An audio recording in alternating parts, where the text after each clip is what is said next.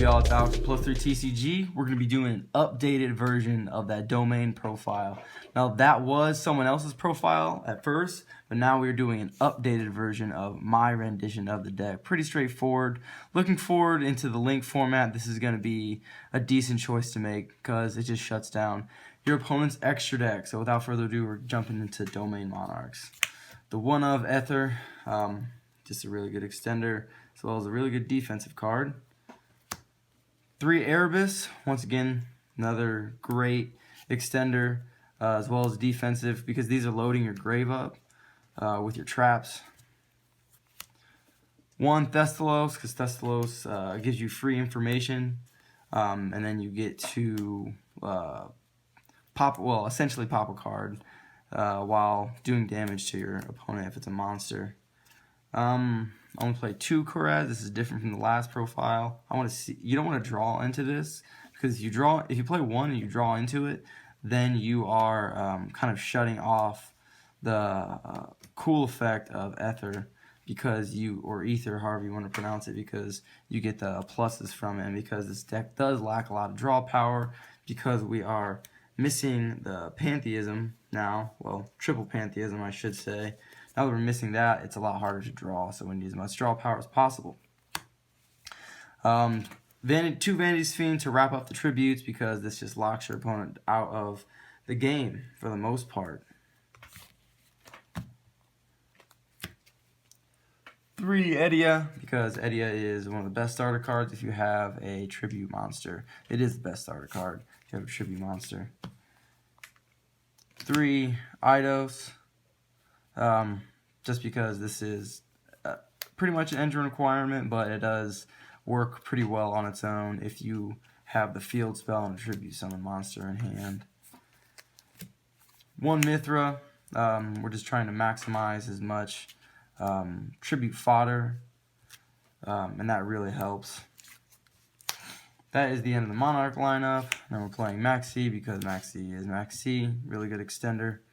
More tribute fodder. This is my own little spicy tech, Spiral Super Agent, because yes, it's a normal summon. However, you're usually trying to special summon this with its effect, and it allows you more free information. Whether or not you get to normal summon it, or get to special summon it, you're still getting that free knowledge, because you get to look at the top card of your opponent's deck, and if it works, then you get to special summon, therefore becoming tribute fodder.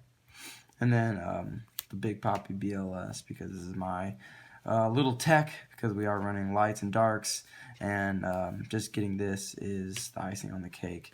I guess it's not a combo card. It can be bricky if you're waiting to get a dark and a light in the grave, but for the most part, it's been working for me. That's the monster lineup. Now the spell lineup, pretty standard. Tenacity, 3-0, because it searches your deck. Searches your deck also, 3 return. This is just a super powerful card. I'm sure a lot of you Monarch players already know that, because this on the field plus a tribute summon, you can play around strikes and things like that. Obviously, you can't play around warnings, but playing around strikes and bottomlesses and just traps that negate summons for the most part, or destroy on summon, things like that, you get to play around it. 3 Domain, main reason we're playing this deck. We're trying to stun our opponent and lock them out of playing the game. And then our one of Stormforth, March of the Monarchs, and Pantheism. Pantheism to 1 and Stormforth to 1 really slowed the deck down, as everyone kind of already knows. But you can loop this card, you can loop both of them, but it's just not as easy to do. And the 1 March with your tribute fodder is pretty relevant.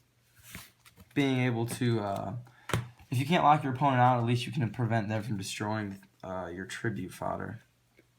Next, for our starter card one-ofs, for the spells, we got Rhoda and Foolish. This just searches your little white girl, Edia, that's her name, something like that. And it also searches Spiral. So if you already have the Edia, and or if you already use all of your Edias, you haven't seen this, and you can get a Spiral. Usually you're going for the Edia, but if for some reason you're looking for the free knowledge and you have a nutty hand, like you already opened Edia, you can just search this, go for the special, and get the free knowledge. If you don't call it right, then you just put it back in hand, normal the Edia, and go off from there. And then the Foolish sends you your, what is Erebus? Yeah, Erebus. And it can send you any other tribute, or not any, your tribute fodder, the little black guy. I'm not sure. I can't remember their names. Responsive defense card, Twin Twister. We're just trying to clear back row and floodgates, things like that. But Mask Restrictor really isn't that relevant anymore. Allure of Darkness, because we were playing dark targets and we want to have more draw power. And then to wrap up the deck, the Prime Monarch, playing 3 of these because we're trying to load the grave up with these as quickly as possible so we have more tribute fodder if we do not have monsters to tribute. That is the end of the deck profile because, as you all know, this is Monarchs and there are no extra decks with this deck. Thank you guys for watching. This is Alex from +3TCG signing out. Peace.